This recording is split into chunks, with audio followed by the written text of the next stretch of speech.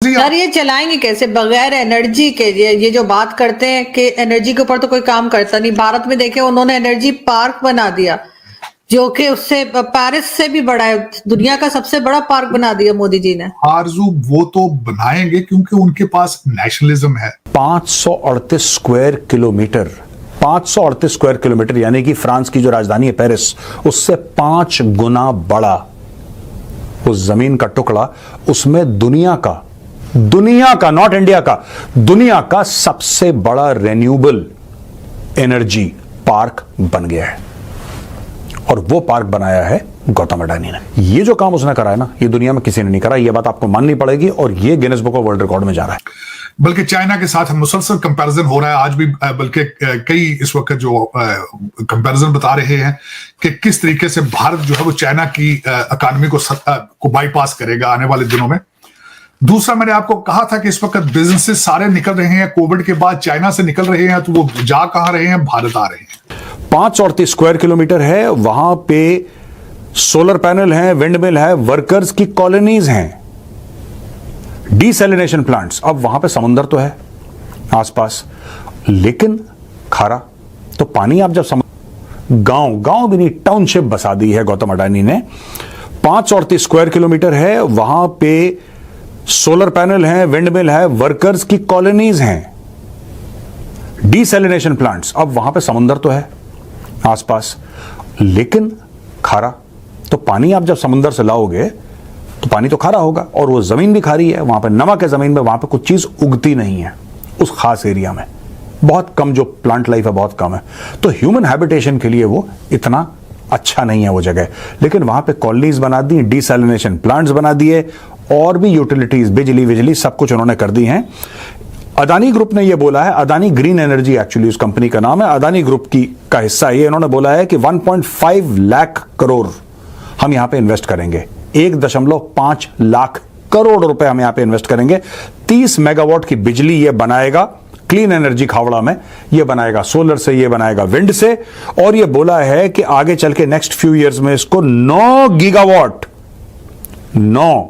Gigawatt की total बिजली ये बनाएगा। ये जो जगह है ये इंटरनेशनल बॉर्डर के 1 किलोमीटर दूर है।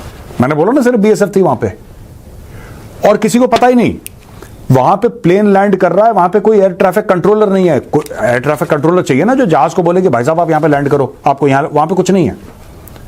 आप एक बार अहमदाबाद या कहीं आसपास से जो जहां पे है एयरपोर्ट, वहां से निकल गए, उसके after some time there is no guide. तो आप फिजिकली फाइंड आउट करिए कहां पे, फिर आप वहां पे लैंड करिए। तो अदानी कंपनी के एग्जीक्यूटिव्स ऐसे ही जाते हैं वहां पे, और पूरा वहां पे इंफ्रास्ट्रक्चर बन रहा है। 538 स्क्वायर किलोमीटर दोस्तों, बहुत, जिसको कहते हैं ना कि इट्स मैसिव। जैसा मैंने बोला 5 times the size of Paris. आप समझ लीजिए कितना बड़ा होगा वो, कितना बड़ा होगा, 5 times the size of Paris. और उसमें पूरी सोलर एनर्जी ये इंडिया को सप्लाई करने के लिए, क्लीन एनर्जी, जिसमें कोई तेल नहीं जलाना, जिसमें कोई कोयला नहीं जलाना, जिसमें कोई पानी की खपत नहीं, जिसमें कुछ नहीं, बस सूरज चमक रहा है, बिजली बन रही है, हवा चल रही है, बिजली बन रही है। तो सर जॉब्स जो नहीं है, लोग परेशान है, ये बात भी है। जबकि दूसरी तरफ भारत में हम देखते हैं कि एप्पल कंपनी जो है वो वहां पर 5 लाख जॉब्स क्रिएट कर रहे हैं नहीं भारत के लिए। आरजू, भारत के साथ कंपैरिजन करना मेरे ख्याल में पाकिस्तान के लिए पाकिस्तान की बेइज्जती है भारत के साथ उसको कंपेयर करना। उसकी वजह यह है, आपकी डेस्टिनेशन जिहाद है। भारत की डेस्टिनेशन जिहाद है क्या? आप मुझे बताएं ना कि वहां पे वो जिहाद कर रहे हैं। वो ये तो आप तो जिहाद कर रहे हैं।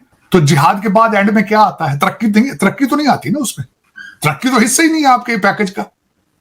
आपके पैकेज का हिस्सा तो लड़ाई, मार कुटाई है, और वो भी आपके डीएनए में मौजूद नहीं है। आप सिर्फ रंगबाजी कर रहे हैं।